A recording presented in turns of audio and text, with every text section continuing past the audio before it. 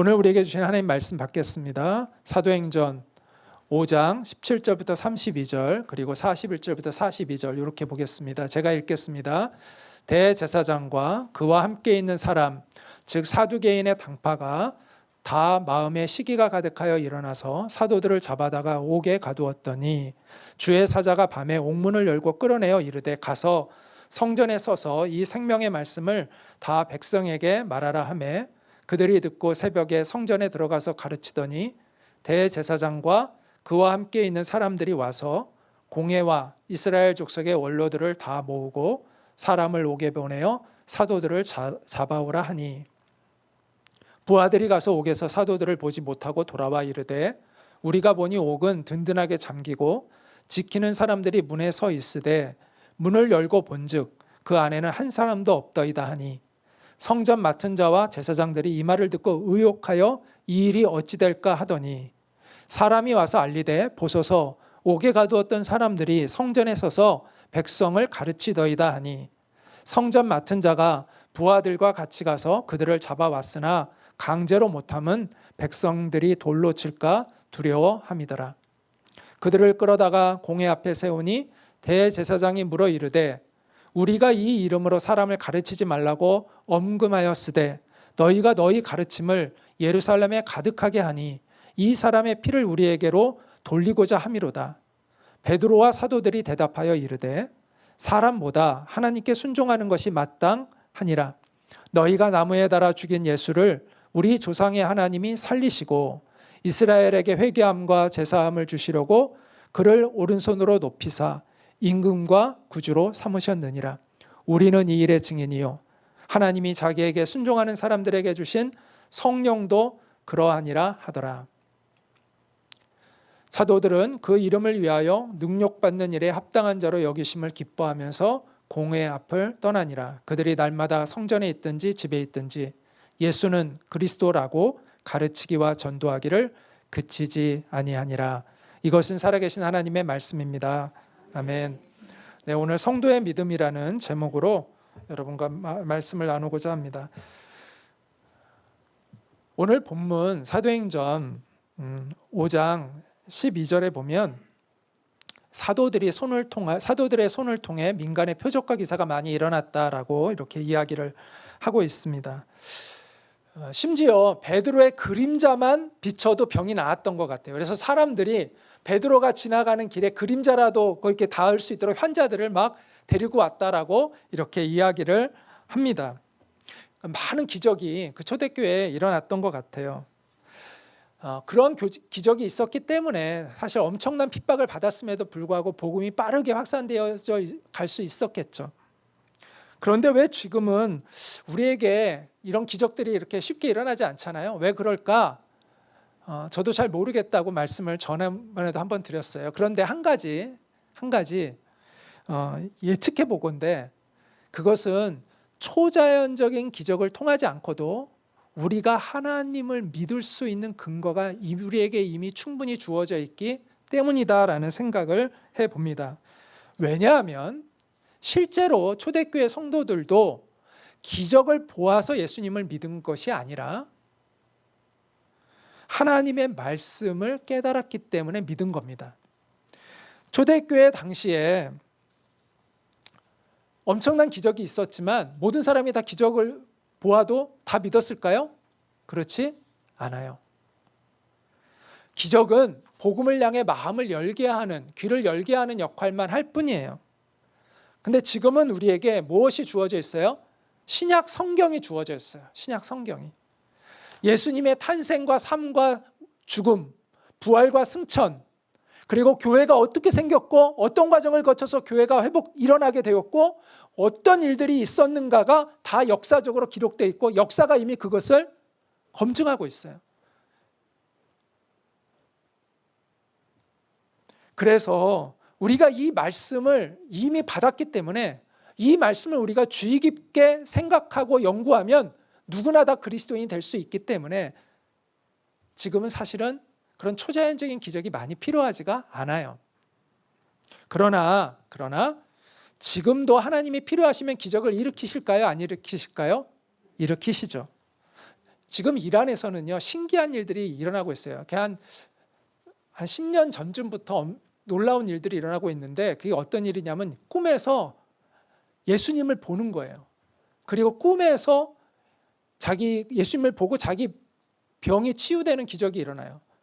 그래서 이 꿈에서 본 예수가 누구인가를 알고 싶어서 교회를 찾아와요. 누가 전할 수가 없어요. 이란이라는 나라는 복음을 전할 수가 없어요. 그런데 그런 놀라운 꿈을 통해서 예수님 믿는 일들이 지금 일어나고 있어요. 그런 신비한 일들이 일어나요. 그리고 역사적으로 대부흥 사건, 우리나라는 언제 대부흥이 있었죠? 1907년에 평양에서 있었죠. 그때도 엄청난 기적들이 일어났어요. 사람들이 자기의 죄가 막 느껴져서 막 떼굴떼굴 구르고, 또 병자들도 많이 치유되고, 그런 부흥이라는 특별한 시간 속에 하나님이 역사하신 것들이 있어요. 그리고 앞으로도 그런 일들이 일어날 수 있어요. 하나님의 기적은 근데 중요한 건 뭐냐면 우리가 주도하는 게 아니라는 거예요. 하나님에게 주도권이 있다는 거예요. 그걸 알아야 돼요. 우리가 조정할 수 있는 게 아니에요. 하나님이 원하실 때, 하나님 필요하시면 기적은 일어나는 거예요. 그런데 우리가 분명히 알아야 될 것은 기적을 통해 그리스도인이 되는 것이 아니라 하나님의 말씀을 통해 그리스도인이 된다는 것을 우리는 알아야 돼요. 자, 누가복음 16장에 예수님이 하신 비유가 나와요. 부자와 거지 나사로의 비유예요. 이거 비유입니다. 실제로 일어난 게 아니라 예수님이 이 예를 들어서 설명하신 거예요. 두 사람이 이제 죽어서 지옥에 갔습니다. 근데 이제 한 사람은 부자이고 또 한 사람은 거지인데, 거지 이름은 나사로인데, 이 거지는 그 부잣집에서 나오는 음식을 먹고 연명했던 사람이에요. 그런데 이제 부자는 죽어서 지옥에 갔고요. 이 거지 나사로는 천국에 가요. 그래서 부자가 지옥에서 막 괴롭다 보니까 천국에 있는 아브라함에게 부탁을 해요. 내 형제들이 아직 저 세상에 살고 있는데, 아버지 집에 있는데, 죽은 나사로를 좀 보내서, 나사로를 알 거 아니에요. 자기 집에서 거지하던 나사로를 보내서 천국과 지옥이 있다는 걸 알려주세요 라고 해요. 죽은 나사로가 살아서 자기들에게 오면 자기들도 그 얘기를 듣고 변화되지 않겠느냐. 나는 비록 이렇지만 내 형제들은 구원받게 해달라고 이야기할 때, 예수님 비유입니다. 예수님이 아브라함이 뭐라고 대답을 했냐라고 이야기를 하시냐면 이렇게 대답했다고 얘기합니다. 그들이, 이제 아브라함이 애원하는 부자, 지옥에 있는 부자에게 얘기하는 거예요. 자, 너의 형제들이 모세와 예언자들의 말을 듣지 않는다면 죽은 사람들 가운데서 누가 살아난다고 해도 그들은 믿지 않을 것이다. 다시 말해서 모세와 예언자들의 말이라는 게 뭡니까? 구약 성경이잖아요. 그 성경을 통해서 하나님 앞에 돌아오지 않으면 죽은 사람이 살아나와서 아무리 뭐라고 한들 믿지 않는다는 거예요. 말씀을 통해서 하나님을 믿는 거라는 거예요.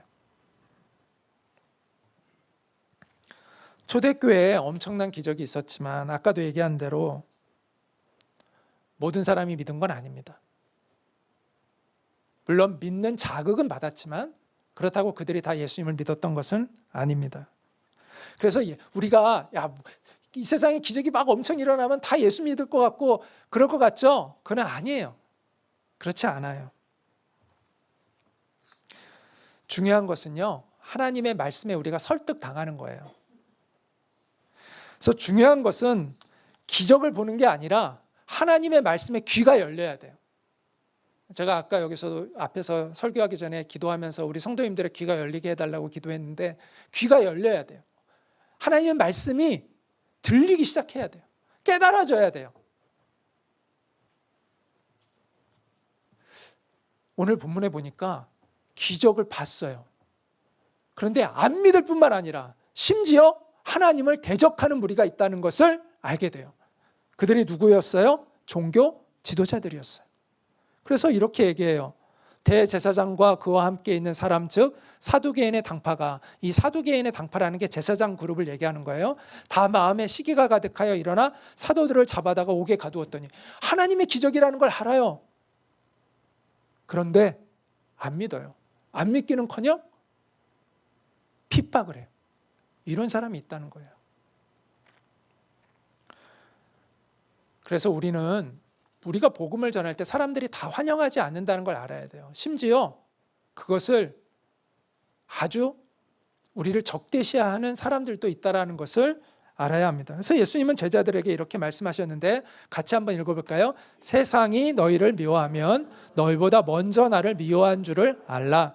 너희가 세상에 속하였으면 세상이 자기의 것을 사랑할 것이나 너희는 세상에 속한 자가 아니요 도리어 내가 너희를 세상에서 택하였기 때문에 세상이 너희를 미워하느니라. 내가 너희에게 종이 주인보다 더 크지 못하다 한 말을 기억하라. 사람들이 나를 박해하였은즉 너희도 박해할 것이요 내 말을 지켰은즉 너희 말도 지킬 것이라. 그래서 제자들이요 이런 일을 겪어도 당황하지 않았던 거예요. 이미 예수님이 다 사전에 예방을 다 하셨어요. 이런 일을 당할 거다 너희. 사도들은 예수님의 말씀대로 미움을 받습니다. 그래서 감옥에 갇혔는데 놀라운 일이 일어나요. 어떤 일이 일어나죠? 감옥문이 열렸어요. 천사가 와서 감옥문을 열어줬어요. 그런데 더 놀라운 건 뭔지 아세요? 더 놀라운 건 뭔지 아세요? 명령이에요. 하나님이 천사들을 통해서 하신 명령이에요. 한번 같이 읽어볼까요? 시작. 가서 성전에 서서 이 생명의 말씀을 다 백성에게 말하라.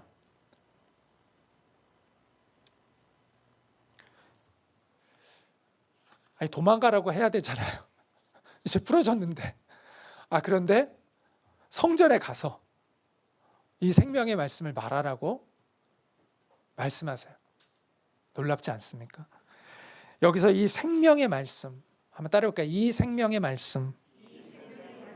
여러분 교회의 권위는요 이 생명의 말씀에 있다는 것을 알아야 합니다. 교회의 능력은요 우리가 선포하는 복음이 생명의 말씀이라는 확신에 있는 거예요. 복음은요 우리가 만들어낸 사상이 아니에요. 복음은요 우리가 꾸며낸 메시지가 아니에요. 복음은 하나님이 우리에게 주신 계시이고 약속이고 우리를 살리는 생명의 말씀이에요. 그래서 사도 바울이 데살로니가 성도들에게 쓴 편지에서 이렇게 얘기하죠. 같이 읽어볼까요? 이러므로 우리가 하나님께 끊임없이 감사함은 너희가 우리에게 들은 바 하나님의 말씀을 받을 때에 사람의 말로 받지 아니하고 하나님의 말씀으로 받음이니 진실로 그러하도다. 이 말씀이 또한 너희 믿는 자 가운데서 역사하느니라. 말씀은 역사해요. 그래서 사람의 말로 들리지 않고 하나님의 말씀으로 듣게 되는 은혜가 있는 거예요. 여러분 가운데 이런 은혜가 있기를 축복합니다. 사도들은요 유식한 사람들이 아니었어요. 대접받는 그런 위치에 있는 사람들이 아니에요. 갈릴리 호수에서 물고기 잡던 그런 사람들이에요. 그들이 자신들의 사상이나 철학을 말했다면 사람들이 듣겠습니까? 그들이 담대하게 얘기할 수 있겠습니까? 자기들 스스로 생각해도 자신들이 자신 있게 그런 말을 할 수 있겠어요? 못할 거예요. 그러나 그들이 담대한 이유는요 그들이 스스로가 하는 사상이나 생각을 전하는 게 아니라는 걸 그들이 알았기 때문이에요. 하나님의 말씀이라는 걸 알았기 때문에 담대할 수가 있었던 거예요. 그리고 그 말씀이 역사하는 걸 경험했기 때문에 담대할 수가 있었던 거예요. 그 말씀에 사람들이 회개하고 돌이키는 생명의 역사들이 일어나는 걸 목도했기 때문에 담대할 수가 있었던 거예요. 한 2주 전에 저희 교회에 이렇게 처음 방문하신 분과 제가 이렇게 이야기를 이제 끝나고 인사차 이렇게 이야기를 나누었습니다. 그래서 제가 교회 처음 오셨다고 하길래 교회 처음 오신 소감이 어떠시냐, 혹시 제 설교가 어렵지 않았냐 이렇게 여쭤봤어요. 그랬더니 그분이 이제 이렇게 얘기하시더라고요. 아마 이제 저를 격려해주기 위해서 하신 말씀인 것 같아요. 어디를 가나 다 좋은 이야기 해주시는 거잖아요. 이렇게 얘기하시더라고요. 예. 설교가 좀 어렵긴 어려웠던 것 같아요. 그래서 저를 위로해 주시려고 이렇게 얘기한 것 같아요. 그래서 어디를 가나 다 좋은 이야기 해주시는 거잖아요. 들으면 다 도움이 되는 이야기죠. 이렇게 얘기해 주시더라고요. 그래서 제가 이런 말씀을 드렸어요. 그런데 교회는 단순히 좋은 이야기를 전해주는 곳은 아닙니다. 설교는 오직 성경을 중심으로만 설교를 합니다. 만약 제가 저의 생각이나 또 저의 어떤 그 지혜를 이야기하면 아마 우리 교인들 아마 교회 다 안 나오실 거예요. 제가 이렇게 말씀을 드렸어요. 제가 저의 깨달음을 여러분한테 이야기한다면 여러분 안 나오겠죠. 저 잘 알고 있어요. 그리고 저도 자신이 없어서 얘기를 못 할 것 같아요. 그러나 제가 담대하게 설교할 수 있는 이유는 이 제 사상이나 제 생각이 아니라 하나님의 말씀이라는 확신을 갖고 있기 때문이고, 제가 하나님 말씀 외에는 안 하잖아요. 다 하나님의 말씀을 근거로 이야기를 하지 뭐 근거가 없는 걸 제가 막 제 얘기 막 세상 지혜를 갖다가 막 얘기하지 않잖아요.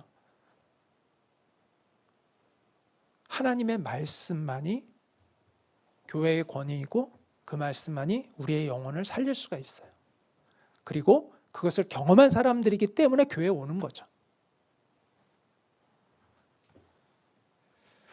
시대를 초월해서 성경은 하나님의 말씀임을 입증해 왔습니다. 여러분, 인간의 본질이 달라졌을까요? 세상이 엄청 변한 것 같죠? 인간이 엄청 달라진 것 같죠? 아니요, 하나도 없어요. 본질은 달라진 게 하나도 없어요.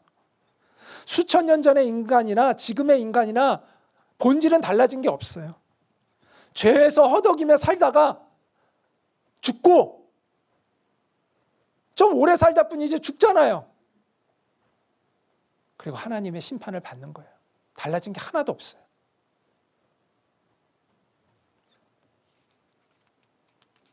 죄 속에 살고 있는 인간의 본성은 달라진 게 없어요. 속이고 간사하고 거짓되고 우상을 숭배하고 탐욕과 불의와 음란과 다툼과 분쟁과 시기로 가득한 인생을 살아가는 인간의 본질은 달라진 게 하나도 없어요. 그렇기 때문에 인간에게 유일한 희망은 과거나 현재나 미래나 동일해요. 예수 그리스도의 복음밖에 없어요. 그래서 하나님이 천사를 보내어 감옥에 갇힌 그 사도들을 구출해내시고 나서 이런 명령을 전하신 거예요. 가서 성전에 가서 이 생명의 말씀을 전해라. 여러분, 또 놀라운 사실은 이 사도들이 또 그렇다고 또 순종했다는 거예요. 아니, 도망가야 되잖아요. 지금 자기가 간신히 나왔는데 지금 도망가야 되는데 또 순종해서 가요. 거기서 복음을 전해요. 그래서 어떻게 됐어요? 또 잡혔어요. 또 잡혀와요. 너무한다고 생각할 수 있잖아요. 아니, 지금 불 속에서 꺼내놓고 다시 불속으로 집어 넣는 거 아니에요. 저 해도 너무한 거 아닙니까? 막 이렇게 할 수가 있는데 전혀 그렇지 않고 순종합니다.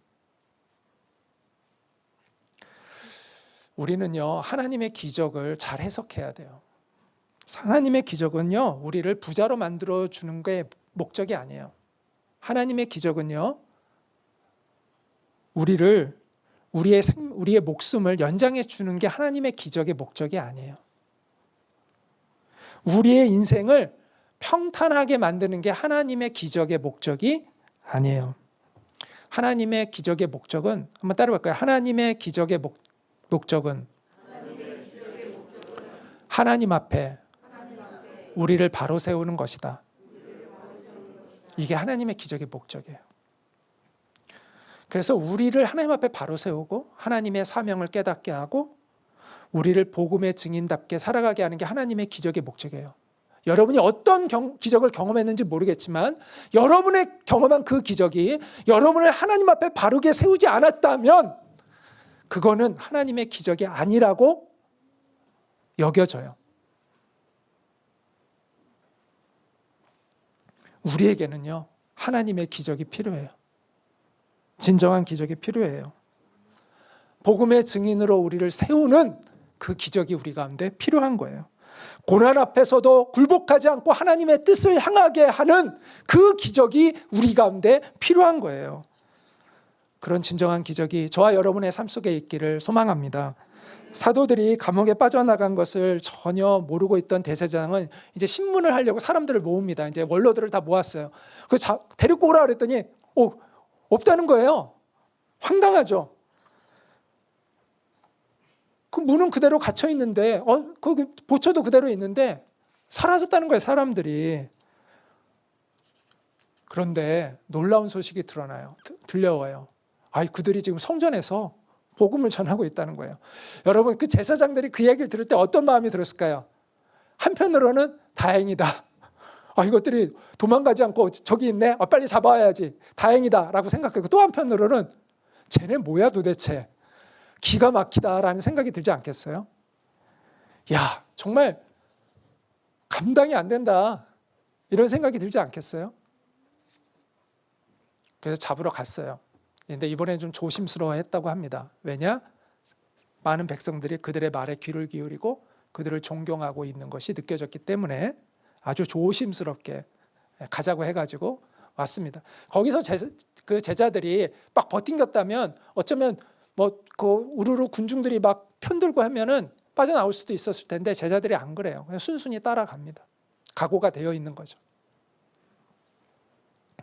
그래서 대제사장이 이렇게 그들을 협박합니다. 우리가 예수의 이름으로 사람을 가르치지 말라고 언금하였는데 너희가 왜 계속해서 그들을 그렇게 가르치냐.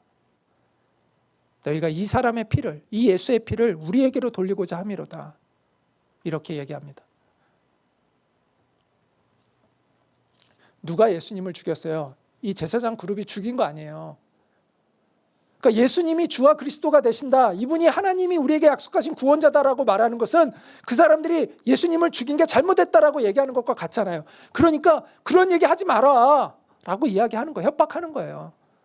우리가 그렇게 얘기하지 않았느냐, 몇 번이나 너에게 경고하지 않았느냐, 그런데 왜 계속해서 예수의 이름을 전하고 다니냐, 이렇게 이야기를 하는 거죠.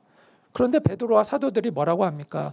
사람보다 하나님께 순종하는 것이 마땅하니라.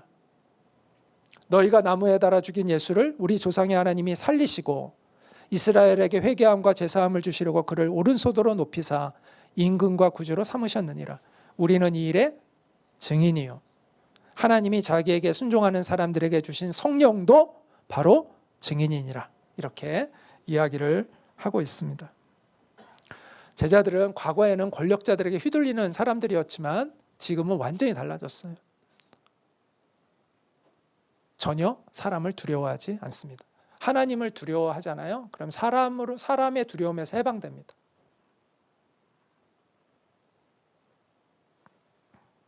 사도들은 예수님의 복음을 선포했습니다. 여기 보면 십자가, 너희가 나무에 달아 죽인 예수를, 십자가에 대한 이야기를 하고 있죠. 그리고 무엇에 대한 얘기가 나와요? 부활에 대해서 이야기합니다. 그리고 오른손으로 높이사 임금과 구주로 삼으셨다는 건 예수님이 승천하셔서 온 우주의 통치자이심이 입증되었다라는 것을 이야기를 하고 있는 겁니다. 그래서 십자가의 죽음, 부활, 승천의 그 복음, 예수 그리스도의 복음을 담대하게 전하고 있습니다. 자, 이에 대한 올바른 반응은 뭐라고요? 바로 회개함입니다. 그리고 그 열매가 뭐예요? 죄사함입니다. 그래서 이 안에 복음의 핵심이 다 담겨 있어요. 예수 그리스도의 복음, 그 복음을 우리가 어떻게 반응해야 하느냐? 어떻게 반응해야 된다고요? 회개. 그리고 그 열매가 뭐라고요? 죄사함의 은총이라는 이 복음이 이 안에 다 아주 짧지만 압축되어 들어가 있는 것을 보게 됩니다.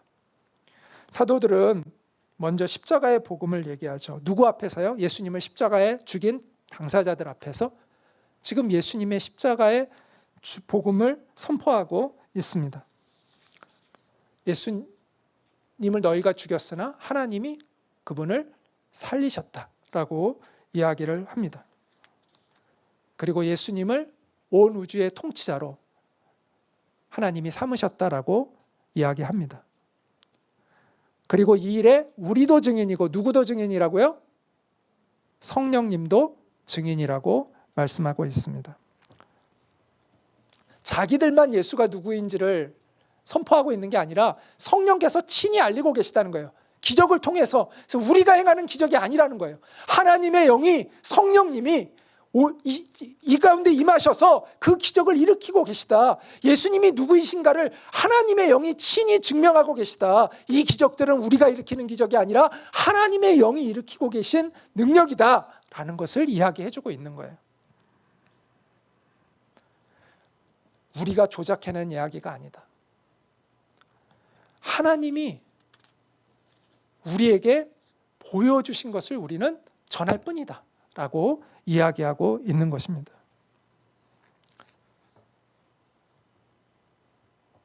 이 성령님이 친히 증거하시는 이 복음에 우리가 어떻게 반응해야 된다고요? 회개하고 죄사함을 받아야 합니다. 자, 회개는 뭐라고요? 하나님께로 돌이키는 것을 회개라고 해요. 돌이키는 거예요. 자, 회개는 내가 하나님 없이 내 마음대로, 내가 마치 내 인생의 주인인 것처럼 자기 생각대로, 자기 마음대로, 자기 뜻대로, 자기 하고 싶은 대로 행하며 살았던 것에서 돌이키는 거예요. 창조주 하나님을 기억하며 살아가는 거예요. 내가 하나님 없이 잘못 살아왔네요 라고 고백하는 것입니다. 그리고 이제 하나님의 은혜가 내게는 필요하다고 고백하는 거예요. 그래서 회개는 하나님을 향한 항복이라고 이야기할 수가 있습니다. 그리고 하나님 없이는 내 인생에 진정한 만족이 없었고, 진정한 기쁨도 없었고, 진정한 소망도 없었음을 인정하는 것입니다.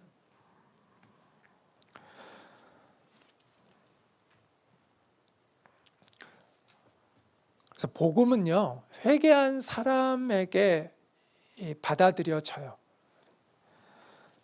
우리가 왜 복음을 잘 못 받아들이냐면 자존심 때문이에요. 자존심. 그러니까 내가 틀렸다는 걸 인정하고 싶지 않은 거예요. 내가 잘못 살아왔다는 걸 인정하고 싶지 않은 거예요. 내 안에 진정한 소망이 없었고 내 안에 진정한 기쁨이 없었다는 것을 인정하고 싶지 않기 때문이에요.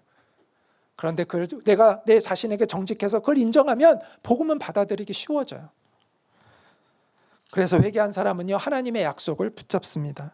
예수님을 붙잡아요. 유일한 희망인 예수 그리스도를 붙잡습니다.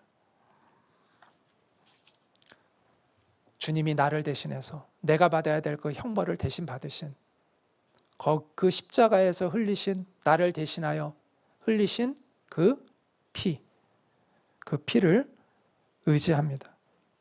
그 보혈에는, 우리가 그래서 보배로운 피라고 해서 이제 보혈이라고 이제 예수님의 피를 이야기를 자주 하는데, 그 보혈에는 죄사함의 능력이 있습니다. 그래서 에베소서 1장 7절은 이렇게 말씀하는데 같이 읽어볼까요? 우리는 그리스도 안에서 그의 은혜의 풍성함을 따라 그의 피로 말미암아 속량 곧 죄사함을 받았느니라.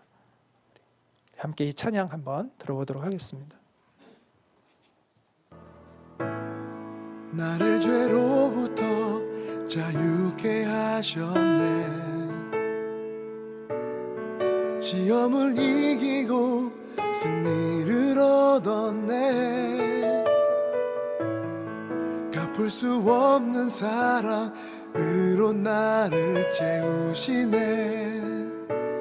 할렐루야.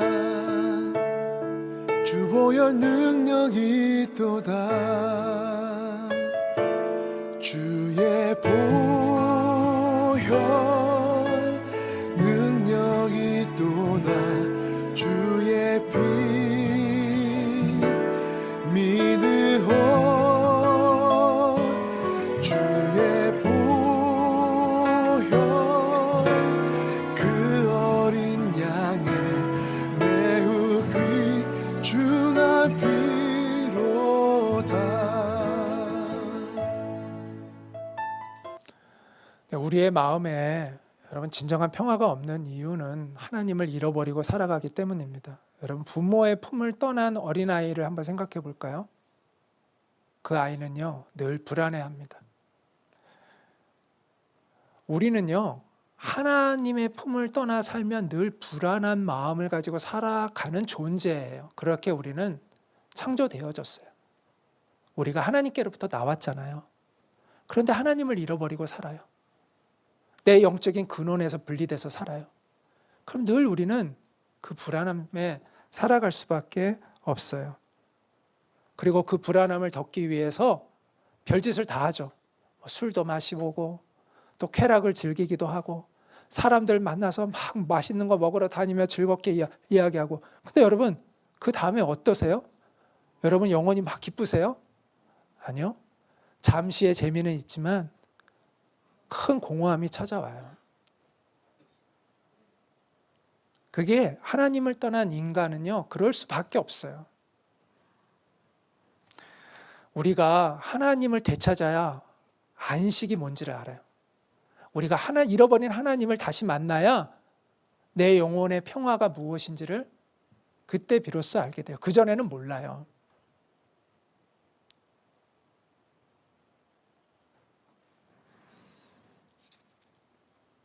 이 예수님의 복음, 하나님과 우리를 회복시켜주는 이 예수님의 복음, 이 복음을 깊이 경험하시기를 축복합니다.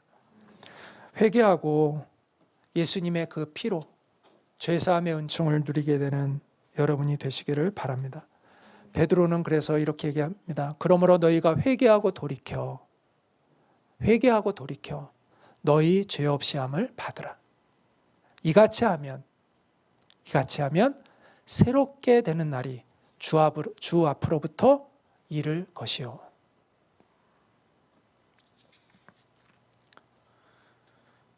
제사장들은 사도들이 전한 이 복음을 듣고 분노합니다. 그리고 심지어 죽이려는 마음을 품었다고 이야기를 하고 있습니다. 그때 가말리엘이라는 당대의 최고의 학자였어요. 가말리엘은. 그래서 사도 바울이 원래 가말리엘 밑에서 율법을 배운 제자였어요. 그래서 이 가말리엘이라는 이 최고의 율법 학자가 말립니다. 죽이려고 하는 걸 말립니다. 그러면서 뭐라고 얘기하냐면 너희가 이 사람들을 상관하지 말고 버려둬라. 이 사상과 소행이 사람으로부터 났으면 오래가지 못하고 스스로 멸망할 것이다. 그러나 만약 하나님께로부터 왔으면 너희가 아무리 그들을 무너뜨리려고 해도 그럴 수 없을 거다. 그러니까 그냥 놔둬라. 이렇게 충고를 해줍니다. 그래서 그 말을 그들이 듣고 놓아주긴 하는데 그냥 놓아주진 않고 채찍질을 했다고 이야기를 합니다. 엄청 때린 거죠. 그런데 놀라운 구절이 또 41절에 나옵니다. 같이 한번 읽어볼까요? 사도들은 그 이름을 위하여 능력받는 일에 합당한 자로 여기심을 기뻐하면서 공회 앞을 떠나니라. 네, 사도들은 이제 예수님의 그 제자들을 얘기하는데 그 이름을 위하여, 예수님의 이름을 위하여 능력받는 일에 합당한 자로 여기심을 기뻐하면서, 이걸 이제 현대인의 성경은 이렇게 얘기합니다. 예수님을 위해 모욕당할 만큼 가치 있는 자로 여김을 받게 된 것을 기뻐하며.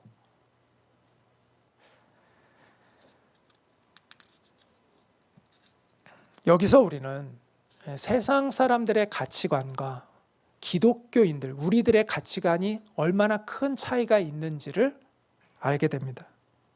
세상 사람들은 뭘 명예롭게 여겨요? 부를 얻고 남들로부터 대접받고 이거를 되게 명예롭게 여기죠.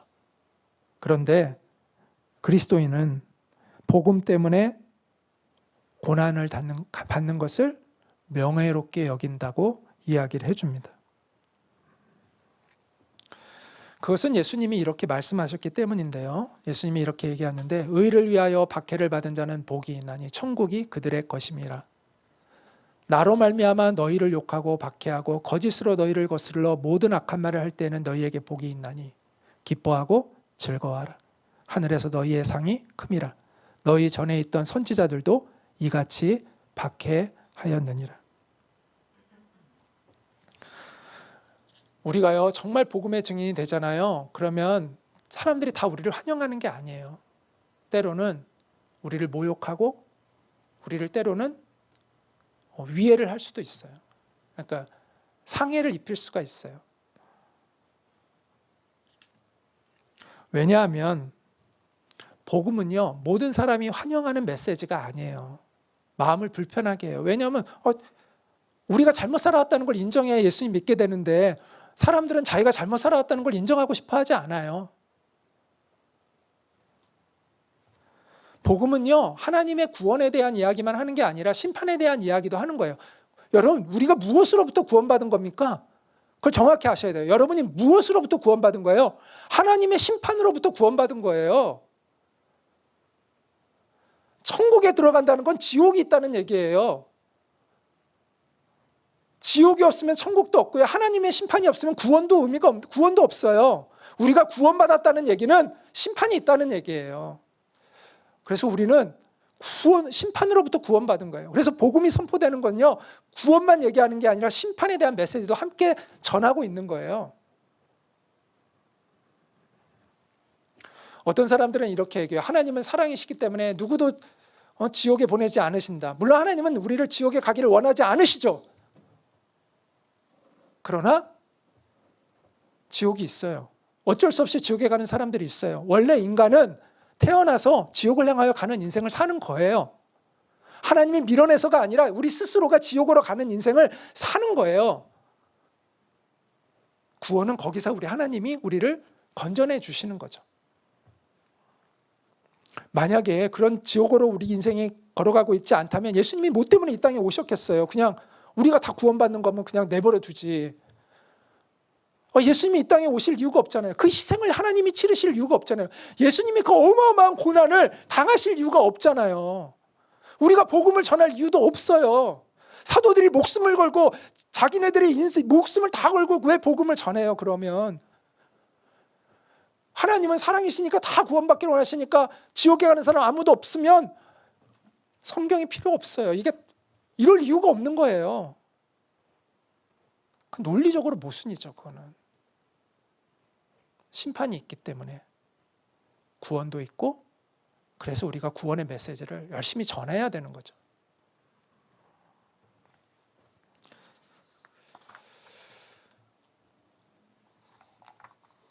그래서 어떤 사람들은요, 이 복음을 되게 불편해해요. 사실 저도 불편했어요. 여러분도 대부분 불편해하다가 이제 복음을 받아들인 분들이 많을 거예요. 그렇기 때문에 일부의 사람들이 우리를 핍박하는 것 당연하게 받아들여야 돼요. 자, 그러면 우리는 이 복음 때문에 핍박을 받을 때 어떻게 해야 하나? 첫째는 따라해 볼까요? 감사하고 기뻐해야 한다. 사도들이 뭐 잘못한 게 뭐가 있습니까? 병자들 고쳐준 거 좋은 거 아닙니까? 감사해야 하는 일 아닙니까? 가난한 사람들에게 구제하고 나누어 준 게 뭐가 잘못됐습니까? 다 선한 일 아닙니까? 그런데 감옥에 가고 협박을 받고 채찍에 맞아요. 그런데 그들은 원망하지 않아요. 예수님의 이름을 위하여 능력받는 일에 합당한 자로 여기심을 기뻐했다고 이야기를 하고 있습니다. 이게 그리스도인들의 능력이죠. 그들은 고난이 아닌 이 땅의 고난을 보지 않고 하나님의 영광을 바라볼 수 있었습니다. 그리고 그것에 대한 성령님의 감동하심이 그들의 마음속에 있었기 때문에 할 수 있었던 것이죠. 하늘로부터 오는 그 신비한 평화가 그들의 마음에 임했던 거예요. 그래서 그들은 그들을 때리는 사람을 저주하지 않습니다. 미워하지 않습니다. 그리고 하나님께 원망하지 않습니다. 때리는 사람을 용서하고 어려움을 우리에게 허락하신 하나님을 찬양했습니다. 이게 바로 성도의 믿음이에요. 따라해 볼까요? 성도의 믿음. 여러분이 지금 복음 때문에 고난당하시는 분이 있을까요? 그렇다면 그분은 제가 위로할 필요가 없어요. 왠지 아세요? 본인이 기뻐할 것이기 때문이에요. 그건 제가 설명할 필요가 없어요. 정말 여러분 가운데 복음 때문에 고난을 당하는 사람은요, 이미 하나님의 위로가 있기 때문에 제가 뭐 위로할 필요가 없어요. 이미 하나님으로부터 위로를 받아요. 근데 문제는 누군지 아세요?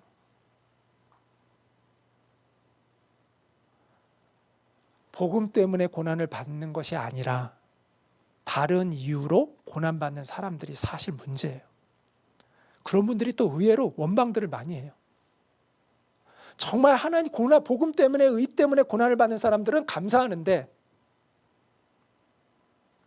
그 복음 때문에 고난을 받는 것이 아니라 이유를 알지 못하는 고난 때문에, 또는 자기가 실수해서 고난받는데 오히려 하나님을 원망하고 불평하는 사람들이 많아요. 이게 문제예요. 이런 태도로는요, 우리가 복을 받을 수가 없어요. 소망이 없어요. 여러분, 혹시 그런 분이 있다면 성도의 믿음을 생각하세요. 성도의 믿음. 이 사람들은 지금 착한 일 하다가 고난받은 거 아닙니까? 의 때문에 고난받은 거 아닙니까? 그런데도 하나님을 찬양했잖아요. 이분들보다 여러분이 더 억울한가요? 우리가요? 아니잖아요.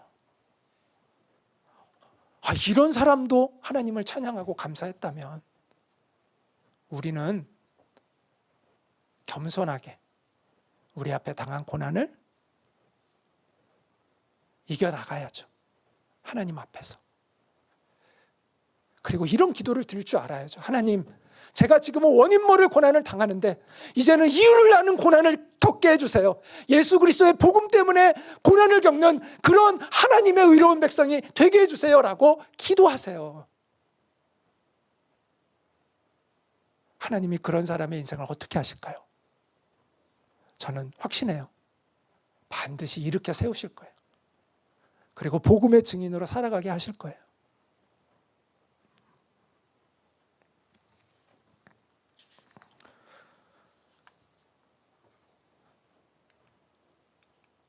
두 번째는 복음을 전하는 것을 지속해야 한다는 겁니다. 오늘 본문 42절에 보면 그들이 날마다 성전에 있든지 집에 있든지 예수는 그리스도라고 가르치기와 전도하기를 그치지 아니했다라고 이야기합니다. 우리가 누구에게 복음을 전했는데 복음을 안 받아들인다고 낙심할 이유가 없는데요. 그건 하나님의 일이기 때문이에요. 우리가 하는 일은 복음을 전하는 거고 그 열매를 맺는 건 하나님이 하시는 일이에요. 어떤 사람은요, 정말 전혀 안 믿을 것 같은 사람이 의외로 믿는 사람이 있어요. 저 인간은 정말 안 믿을 것 같아. 그런데 의외로 그런 사람이 믿고요. 저 사람은 믿을 것 같았는데 또 그런 사람이 의외로 또 안 믿어요. 예상을 못해요. 그래서 우리가 결과를 미리 예상하고 판단하면 안 되고요. 그냥 우리의 할 일을 하는 거예요. 우리는 복음을 전하면 돼요. 누구든지. 기회가 닿는 대로. 기회가 없어도 기회를 만들어서 어쨌든 자꾸 복음을 전하면 되는 거예요. 복음을 전하는 건요, 우리가 이렇게 생각할 수 있어요. 그 사람을 위해서. 물론 맞아요. 복음을 전하는 그 사람을 위해서요. 그런데 이건 누구를 위해서 복음을 전하는 게 아니라 하나님의 명령이기 때문에 순종하는 거예요. 그러니까 복음을 전하는 게요, 다른 사람을 물론 섬기는 일이기도 한데 섬기기 이전에 하나님을 섬기는 거예요. 사람을 섬기는 게 아니라.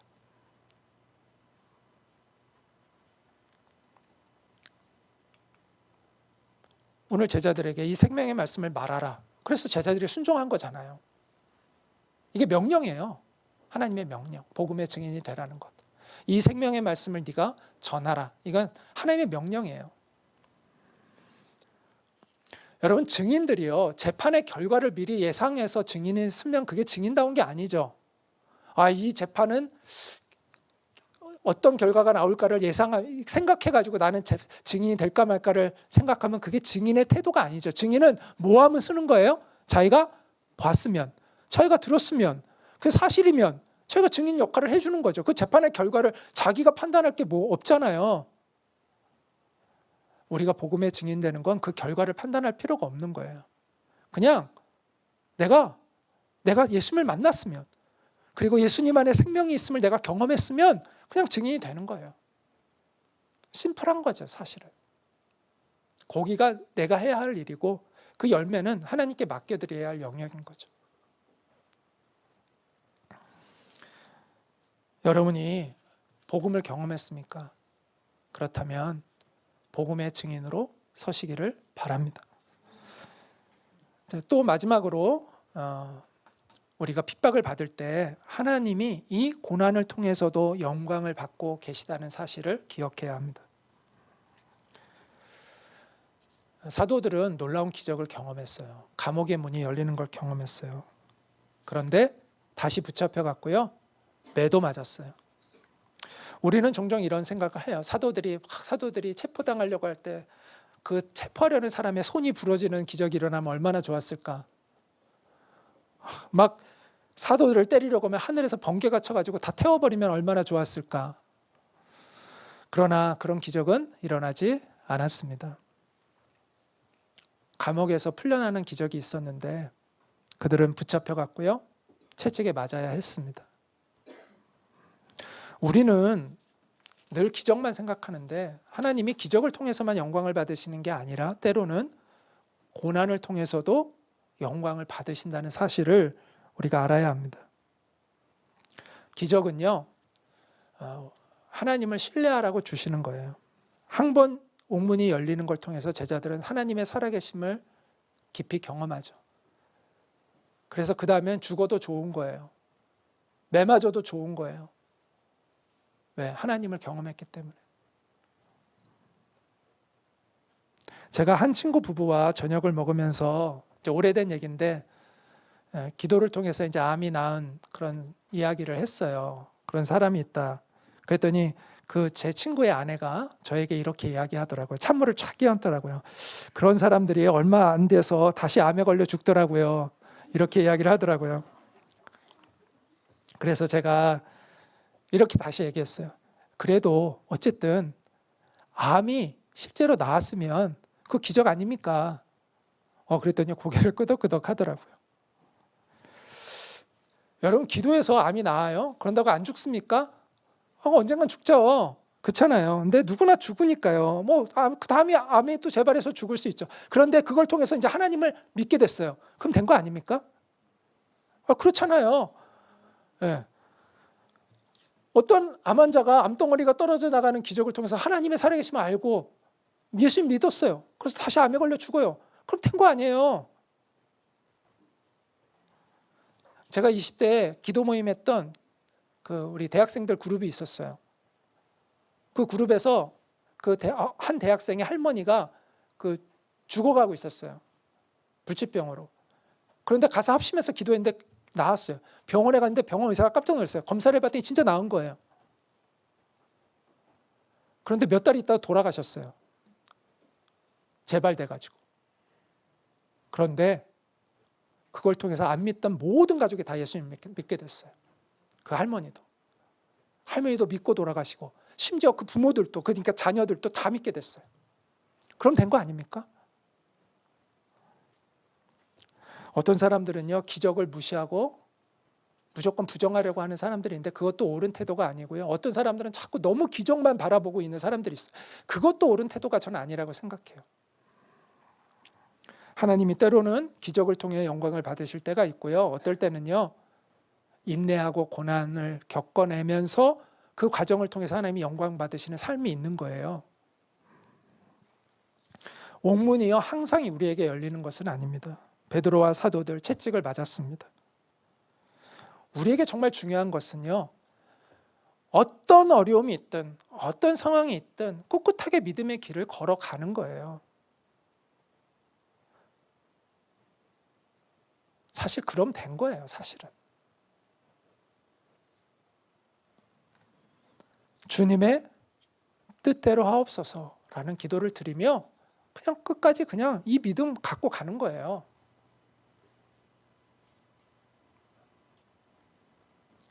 수많은 기적을 행하셨던 예수님이 왜 십자가를 짊어질 때는 기적을 안 일으키시고 그냥 그 고난을 다 받으셨을까요? 그것을 통해 하나님이 영광받고 계시다는 것을 알았기 때문입니다. 기적을 통해서만, 어떤 형통함을 통해서만 하나님이 영광을 받으시는 것이 아니라는 것을 기억하시기 바랍니다. 고난을 통해서도 얼마든지 하나님은 영광을 받으십니다. 하나님께 영광 돌릴 수 있는 고난이라면 우리가 기꺼이 그 고난을 짊어지기로 결단해야 할 것입니다.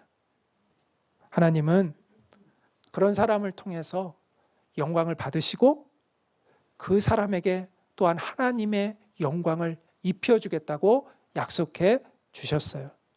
그래서 사도 바울이 로마 교회 성도들에게 이런 편지를 보내죠. 성령이 친히 우리의 영과 더불어 우리가 하나님의 자녀인 것을 증언하시나니 자녀이면 또한 상속자 곧 하나님의 상속자요 그리스도와 함께한 상속자니 우리가 그와 함께 영광을 받기 위하여 고난도 함께 받아야 할 것이니라. 생각한 건데 현재의 고난은 장차 우리에게 나타날 영광과 비교할 수 없도다. 이 담대한 성도의 믿음을 우리 모두 고백하게 되기를 바랍니다. 여러분, 생명의 말씀에 귀가 열리도록 기도하셨으면 좋겠어요. 아직 예수님을 만나지 못한 분들은 이 복음의 귀가 열리게 해달라고 하나님께 기도하시면 좋겠습니다. 이 생명의 말씀에 믿음으로 반응하시면 하나님이 약속하신 영원한 생명을 받습니다. 그 은혜가 여러분 모두에게 있기를 축복합니다. 그리고 이미 하나님께 영원한 생명을 받는 분이 있습니까? 우리가 이제는 그 생명의 말씀을 전하는 그런 사람이 되어야 합니다. 복음의 증인이죠. 우리가 복음의 증인으로 서야 하는 것이죠. 그리고 그 과정 가운데 고난이 온다면 그 고난을 영광으로 여기고 기쁘게 받고자 하는 그런 결심을 해야 할 것입니다. 왜냐하면 복음을 위해 고난을 받는다는 건 주님이 우리를 그만큼 믿고 계시다는 뜻입니다. 그만큼 여러분이 하나님께 인정을 받고 있는 사람이라는 뜻이에요. 그만한 믿음이 있다는 것을 하나님이 인정해주고 있는 사람에게 그와 같은 고난이 오는 거거든요. 그래서 하나님이 여러분을 그만큼 신뢰하고 계시다는 증거입니다. 그래서 우리는 기뻐할 수 있습니다. 복음을 위한 고난을 피하지 않고 기뻐하는 진정한 복음의 증인들 우리 모두가 되기를 간절히 소망합니다.